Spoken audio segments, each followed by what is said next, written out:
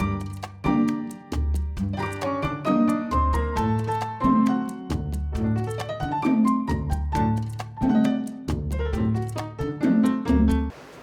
안녕하세요. 네, 소개받은 재활학과 유전입니다. 제가 이렇게 외래에서 뵌 분들도 계시고 아직 뵙지 못한 분들도 계신데요.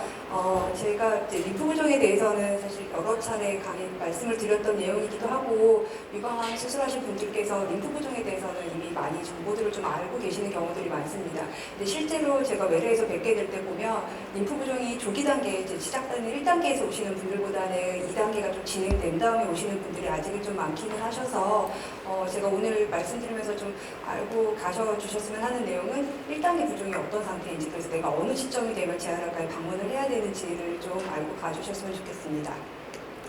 림프 부종은 이제 단백질이, 림프액 자체는 굉장히 단백질이 풍부한 액입니다. 그래서 염증도 잘 생길 수가 있는데요. 이 림프액이 어떤 상황으로 인해서 원래 있어야 되는 림프관에서 빠져나와서 조직에, 그러니까 대부분은 피부 밑에 피하 지방층에 많이 쌓이게 됩니다. 그런데 쌓이면서 점차 양이 많아지다 보면 밖에서도 보이는 둘레 증가를 보이는 것이 림프 부종입니다. 팔이든 다리든 생길 수가 있는데요. 이렇게 이제 왼쪽 다리와 오른쪽 팔에 부종이 있는 분들의 사진인데, 점차 늘게 되면 누가 봐도, 밖에서도 봐도 편하게 쉽게 알 수 있는 그런 단계의 차이가 보이게 됩니다. 림프 부종은, 저희가 보게 되는 림프 부종은 대부분 2차성 림프 부종입니다. 선천적으로 생기시는 분들도 계시지만 보통 수술 후에 만나게 되는 림프 부종은 2차성 림프 부종이고요. 흔하게 이제 유방암 수술이나 아니면 여자분들 같은 경우는 작은 경부암 수술 후에도 하지 쪽에 많이 생기게 되시고요. 남자분들은 방광암이나 전이선 암을 수술하신 다음에 다리 쪽에 림프 부종이 생기게 되십니다. 생기게 되는 이유는 뒤에 그림을 보여드리겠지만, 이제 림프관이 저희 눈에만 안 보일 뿐이지 혈관처럼 자기의 길을 갖고 있습니다. 그래서 그 림프관을 따라서 림프액들이 흘러가다가 중간중간 선처럼 림프절이라는 큰 선들을 지나면서 액이 모이게 됩니다. 저희가 유방암 수술을 하게 되면 림프를 타고서 이제 암세포가 전이가 되다 보니 림프절을 절제를 하게 됩니다. 환자분들에 따라서 절제되는 그 정도의 범위가 다르게 되시는데요. 이렇게 림프절이 절제를 되다 보니 밑에 림프관 입장에서는 림프액이 흘러가다가 모이게 되면 섬이 없어지는 것입니다. 그래서 더 이상 흘러가지 못하고 정체가 되다 못해 밖으로 흘러나오게 되면서 둘레가 늘어가는 것이 림프 부종이 되겠습니다. 그래서 림프계는 저희 눈에는 보이지 않지만 어딘가 흘러가는 그런 액이고요. 그래서 림프액들이 결국은 다시 혈액순환으로 이어지게 됩니다.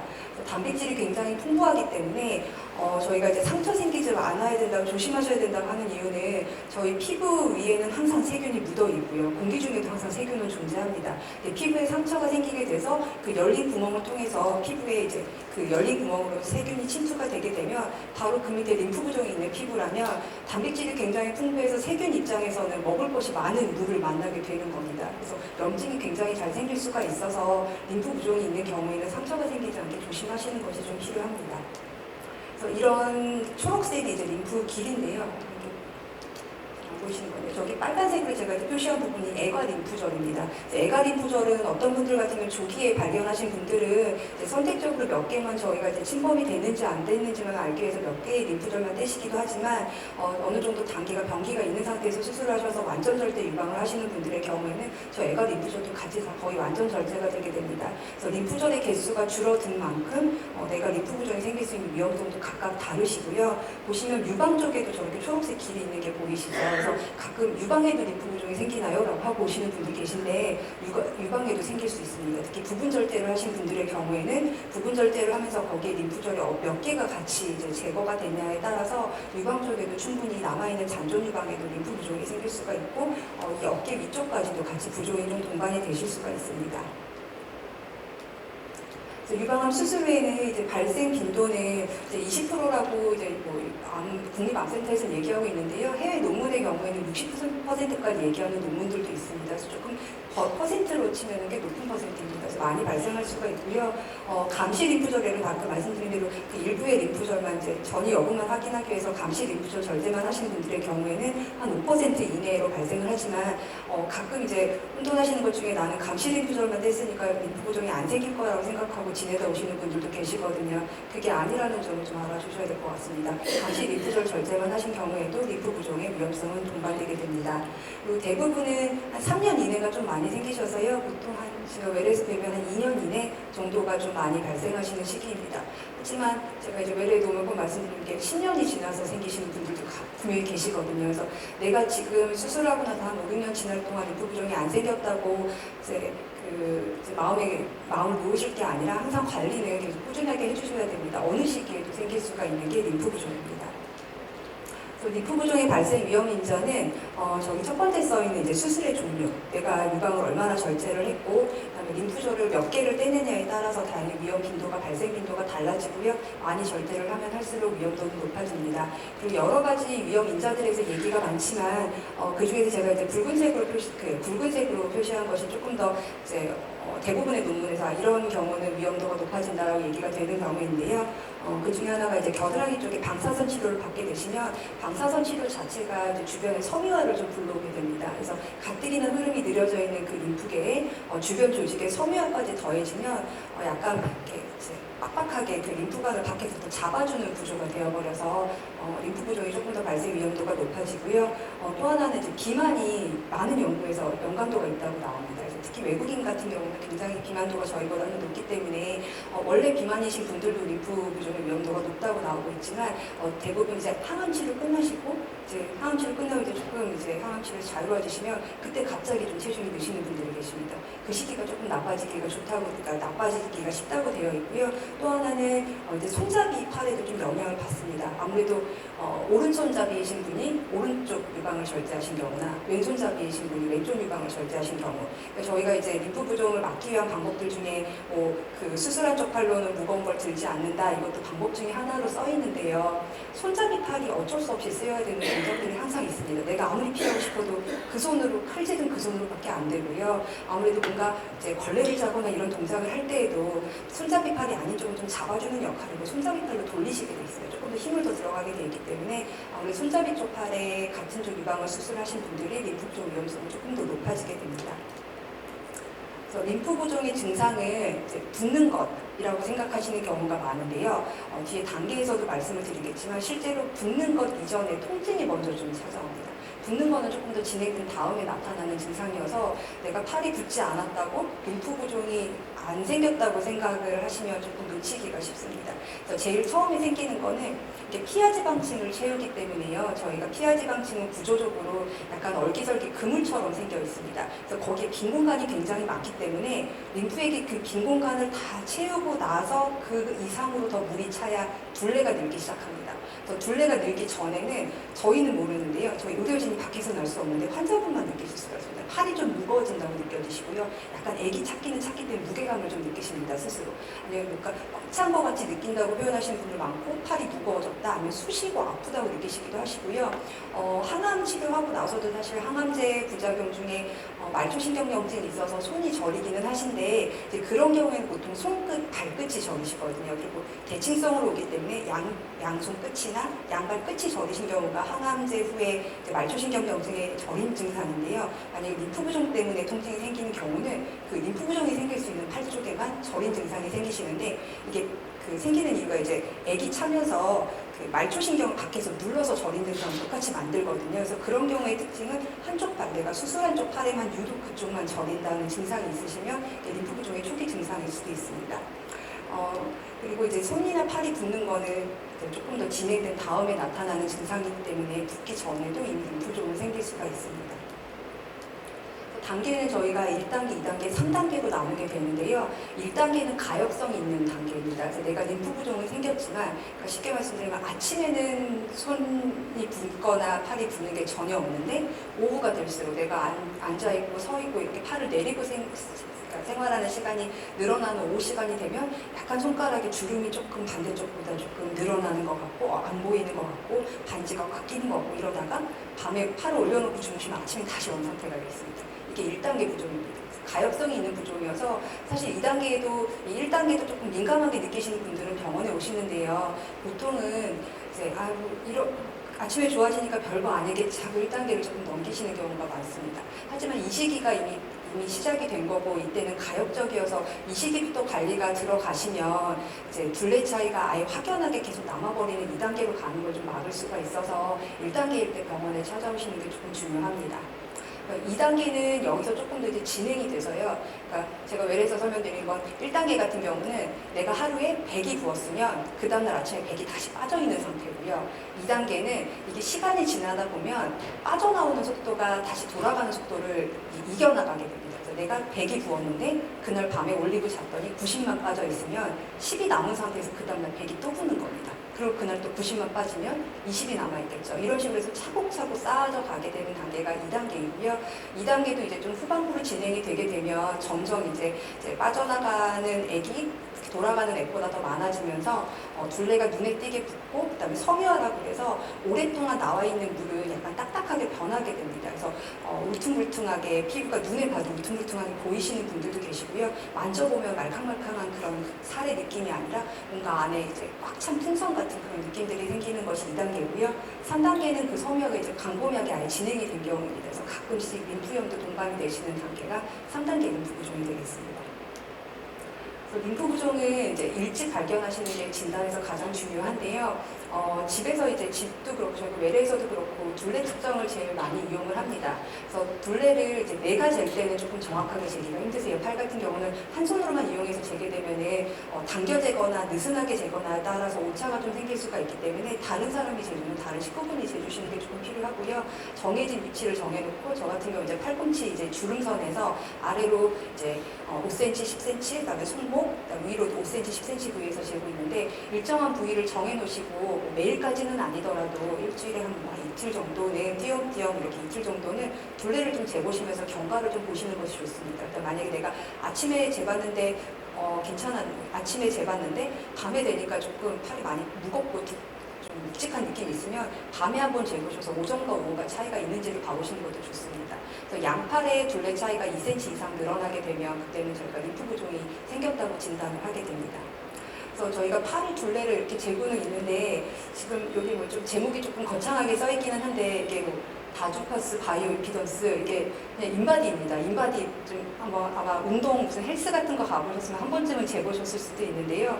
이 인바디를 이용해서도 림프 부종을 진단하는 법이 이제 올해 새로 이제 인정을 받았습니다. 그래서 저희도 아마 조만간 이제 도입을 해보려고 지금 노력은 하고 있는데 이거는 이제 수분량을 측정을 하게 됩니다. 수분량 저기 세포의 수분량이라고 되어 있는데요. 세포의 수분량이 결국은 세포 내에 있어야 될 것이 밖으로 흘러나온 만큼이 림프 부종의 액입니다. 그래서 그 차이가 오른팔과 왼팔이 얼마가 있는지를 차이를 측정을 해서 림프 부종 여부를 진단을 하는 건데요. 하지만 이거는 이제 조금 정확하게 내가 얼마 정도 반대쪽보다 부었는지 전체의 부피는 좀 계산을 할 수 있기는 한데 아까 수치법이랑의 차이의 단점은 어느 위치가 더 많이 부었는지는 알 수 없습니다. 전체 팔의 용적만을 재는 거여서 저희가 치료를 하면서 전체적으로 용적이 빠져가시는지를 좀 비교하기는 좋지만 어느 부위가 얼마큼 부었는지 저희가 계속 이제 수치법을 이용해서 측정을 하셔야 합니다.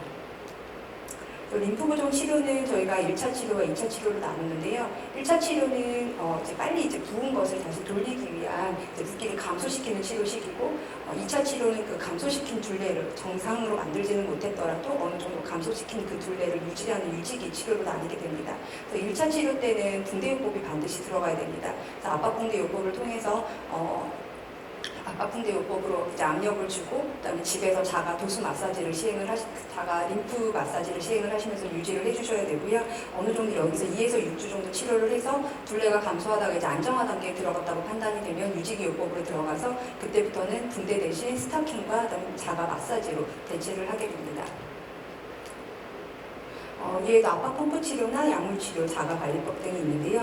그래서 림프 부종 마사지 같은 경우는 이름은 거창하지만 굉장히 단순해서 집에서도 스스로 하실 수가 있습니다. 그래서 림프액은 깊이 존재하는 게 아니고 보통 표피 쪽에 저희가 액이 쌓여있기 때문에요. 쓸어주듯이 가볍게 손으로 마사지를 해주시는 것만으로도 림프 순환을 좀 도울 수가 있는데 꼭 지켜야 하는 것은 방향을 지키셔야 됩니다. 정체된 구간이 있기 때문에 정체된 곳을 먼저 빼준 다음에 그 다음에 이제 서서히 올려줘야 림프액들을 순환을 시키실 수가 있어서 저희가 정상적으로 움직일 수 있는 이제 목 쪽에 림프액들을 먼저 쓸어 보내서 다른 위치로 보내서 빈 공간을 만들고요. 그 다음에 이제 가슴 쪽에서 먼저 전체가 된 거기 때문에 가슴 수술한 가슴 쪽에 그 림프액을 반대쪽 림프액 쪽으로 순환을 시켜주고 밑에 이제 골반 쪽에 있는 림프절 쪽으로 내려보낸 다음에 팔을 그 다음에 들어가시게 됩니다. 근데 팔 같은 경우에도 위에가 빠져야 밑이 올라갈 수 있기 때문에 위팔 먼저 해주신 다음에 손목부터 위까지, 그 다음 마지막은 손등에서부터 쭉 위까지 해서 번호 순서대로 맞춰서 하시면 되고, 그걸 저희 이제 외래 한번 오시게 되면, 외래 오시면 교육 처방을 내드리면 저희 치료 선생님이 한번 교육을 해주시고 저 그림을 같이 드리니까 한번 교육을 원하시는, 자세한 교육을 원하시면 외래로 방문을 해주시면 될 것 같습니다. 압박 붕대 요법은 그냥 일반적인 붕대가 아니라 림프 부종 치료를 위해서 만들어진 특수한 압력 붕대입니다. 그래서 압력 붕대는 저희가 그 피부를 보호하기 위한 이제 면으로 된 붕대를 한번 감고 나서 거즈 같은 붕대를 감고요. 그 위에 살색에 이제 압력을 줄 수 있는 이제 붕대를 감으면서 내 팔의 둘레에 맞게 적당한 압력을 주면서 압박을 주기 위해서 시행하는 건데요. 만약에 그 림프 부종이 단계가 좀 심하신 분들은 여기 왼쪽 아래에 있는 건 이제 모비던 붕대라고 해서 이제 엠보싱 소재의 붕대가 있습니다. 저 엠보싱 소재를 이용해서 같이 둘레를 그 붕대를 감게 되면 조금 더 압력이 높아지고 림프 순환을 돕기 때문에 부종의 단계에 따라서 모비덤을 이용하기도 하고 아니면 없이 하기도 합니다. 이 단계를 지나고 나면 이제 유지하기 위해서는 압박 스타킹을 착용을 하는데요. 압박 스타킹 대신 압박 붕대를 굉장히 편안해 하시는 분들도 계십니다. 그래서 유지기 시기에 나는 압박 붕대가 더 편해요 라고 하시면 붕대로 하셔도 되기는 하지만 이제 스타킹의 장점은 밖에 착용하고 나가실 수가 있거든요. 붕대는 착용하게 되면 둘레가 굉장히 많이 증가되기 때문에 겨울철 같은 경우는 이제 외투 들어가기도 조금 힘들어집니다. 여름엔 반팔 입는 게 좀 괜찮으신데 치료 끝나고 집에 가시려면 이게 코트가 안 들어갈 정도로 둘레가 많이 늘거든요. 그래서 집에서 유지기에는 그냥 스타킹을 유지하시는 게 좋고 여기 20시간 이상 사용이 권장이라고 되어 있긴 하지만 사실은 림프 부종의 단계에 따라 저희가 조금 조절해 드립니다. 단계가 심하신 분들은 당연히 일어나서 주무실 때까지 계속 착용을 하셔야 되고요. 부종이 심하지 않으신 분들 같은 경우에는 팔을 오래 내려놓을 때가 부종이 제일 위험하기 때문에 장거리를 차를 타고 이동을 하시거나 아니면 그날 무슨 꼭 긴장을 하셔야 된다, 그래서 팔을 좀 많이 쓰셔야 된다 이런 날, 그럴 때 위주로 착용을 하시도록 저희가 시간을 조절을 해드리고 있습니다. 그리고 6개월 이상이 되면 탄력이 떨어지기 때문에 6개월마다 한 번씩은 교체를 해줘야 됩니다. 스타킹은 이제 부종이 범위가 어디까지냐에 따라서 첫 번째 있는 것처럼 아예 어깨까지 올려서 반대쪽에 고리를 걸어서 착용할 수 있게 어깨까지 올려오는 타입을 하시기도 하시고요. 만약에 팔까지만 부종이 있고 애가 쪽에는 부종이 별로 없으신 분들은 겨드랑이 밑에서 끝나는 타입을 착용을 하고 손이랑 손등에도 부종이 생기시는 분들이 계십니다. 이제 그런 경우에는 스타킹 장갑을 같이 이용을 해서 착용을 하시게 됩니다. 이거는 이제 들어온 지 얼마 몇 년 안 된 제품이긴 한데요. 오토핏 스타킹이라고 해서 이제 붕대와 스타킹의 장점을 섞어놓은 제품입니다. 그래서 붕대 같은 경우는 이제 왼팔 부종인 경우에는 어떤 분들은 혼자 감기도 하십니다. 근데 오른손잡이가 이제 왼팔을 혼자 감기도 하시는데요. 오른손잡이이신 분이 오른팔은 절대 혼자 감지 못합니다. 꼭 누군가가 감아주셔야 되고, 붕대 하실 때 이제 환자분들이 어려워하시는 부분이 붕대를 감은 거를 다시 풀러서 다시 원 상태로 감아주시는 거, 그걸 조금 많이 힘들다고 하시더라고요. 그 다음날 착용하려면 다시 얘를 돌돌돌 말아놓으셔야 되거든요. 그래서 거기서 버리는 시간들이 꽤 많습니다. 그리고 오토핏 스타킹 같은 경우는 이렇게 엠보싱 모비덤 소재가 안에 들어가 있으면서 첫 번째 거 같은 경우 이제 스틱으로 이렇게 붙이는 거거든요. 그래서 그 스타킹의 또 단점은 이렇게 기성품이다 보니까 나는 이쪽에 둘레가 더 나쁘고 위쪽은 거의 부종이 없는데 스타킹은 기성품으로 나와 있기 때문에 스타킹을 착용했을 때 오히려 위쪽에 많이 눌리고 내가 눌려야 되는 밑부분은 잘 안 눌린다고 하시는 분들도 계시거든요. 근데 이 오토핏 처음에 있는 제품 같은 경우는 내가 내 둘레에 맞춰서 찍찍이로 둘레를 조절할 수 있기 때문에 그게 좀 장점이고요. 하지만 붕대에 너무 익숙하신 분들이 말씀하시는 단점은 붕대만큼 밀착되지는 않습니다. 그래서 붕대를 필요는 한데 집에서 붕대를 감으실 여건이 안 되신 분들에게는 오토핏이 오히려 조금 대용이 될 수도 있고요. 두 번째나 세 번째는 그 오토핏의 스타킹 형태로 나온 타입입니다. 그래서 똑같이 입는 거는 똑같은데요. 모비덤이 들어가 있기 때문에 일반 스타킹보다는 조금 더 밀착감이 높고 압력을 빼줄 수 있는 효과는 조금 더 높습니다. 압박 펌프 치료는 요즘은 기계를 좀 구입하셔서 집에 하시는 분들도 계신데 붕대나 이제 스타킹만큼의 효과는 아니고 조금 유지해주는 데 도움이 되는 정도의 치료입니다. 약물 치료는 이제 내과 쪽에서는 이뇨제 쓰시는 경우도 많은데 이뇨제는 이제 림프 부종에 대한 치료제는 아닙니다. 일시적으로 그냥 소변 배출을 많이 함으로써 전체적인 몸의 체액을 좀 줄이는 거지 림프 부종의 치료는 아니기 때문에 저희는 이뇨제는 사용하지 않고요.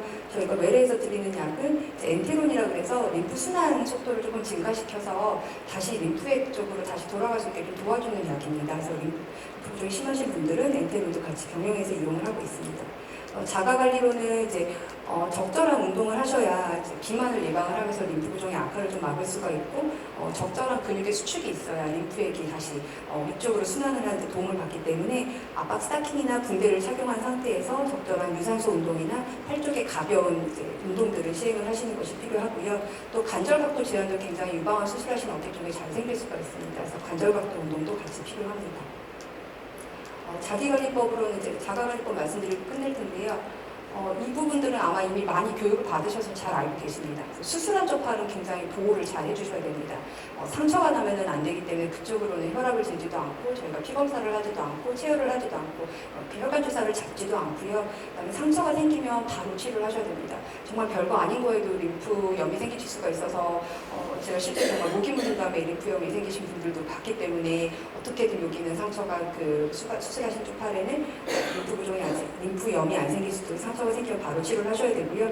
깎이는 것을 피해 주셔야 되고 네, 그리고 시계나 팔찌, 반지 같은 액세서리는 피하셔야 됩니다. 액세서리가 알게 모르게 움직이면서 피부에 스크래치나 상처를 낼 수가 있기 때문에 수술하신 쪽 팔에는 액세서리는 전혀 착용하지 않으셔야 되고요. 그리고 무거운 물건은 수술하신 쪽 팔은 들지 마셔야 되고 만약에 물건을 꼭 양손을 이용해서 들 일이 생긴다고 하시면 그 스타킹을 착용한 상태에서 일을 하시는 것을 권장을 드리고 있습니다.